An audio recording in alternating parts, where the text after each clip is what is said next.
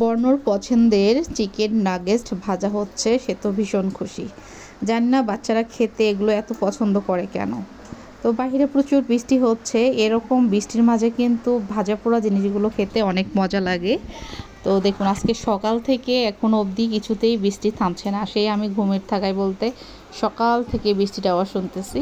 তারপরে এই যে বিকেল হয়ে গেছে 5:30, তারপরেও বৃষ্টি থামার কথা নেই।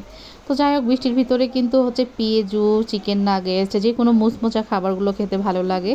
তো এখানে এই যে একটা প্যাক নিয়ে এসেছিলাম বাইরে থেকে, এটা হচ্ছে দাম নিয়েছে 200 টাকা। 200 টাকা, এখানে 14 পিস নাকি 15 পিস আছে। তো যাই হোক, এটা আমার ছেলে বলতেছে, আম্মু আজকের ওয়েদারটা ঠান্ডা আছে, আমাকে একটু বানিয়ে দাও এগুলো, মানে ভেজে দাও।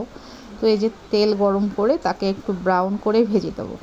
তো সবসময় আমি কিন্তু এই ধরনের খাবারগুলো বাসাতেই বানাই, কারণ আমার কাছে কেন জানি বাসায় নিজের হাতে দেখে শুনে বানিয়ে খেতে বেশি মজা লাগে, ওটাতে আমি বেশি স্বাদ পাই। কিন্তু অনেক সময় আছে যে বাচ্চাদের কারণে বাইরে থেকে কিনতে হয়। ইদানিং ছোটো পুত্র আমাকে এত জ্বালায় যে বাসাতে বানানোর কোনো কিছুর এনার্জি পাই না, মনে হয় না যে রান্না করে খাবারটা খাই, এমন লাগে মাঝে মধ্যে। তো যাই হোক, এই যে ব্রাউন করে সুন্দর করে ভেজে দিলাম, এটা কিন্তু একদমই মুচমোচা হয়েছে। তো হচ্ছে বাকিটা এই যে আবারও হচ্ছে ভেজে নিচ্ছি।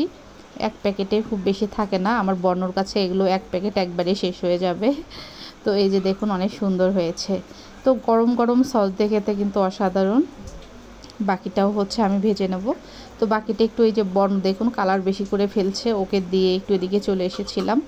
তো কার কার পছন্দ এই চিকেন নাগেটস সবাই কমেন্ট করে জানাবেন। সবাইকে শুভ সন্ধ্যা।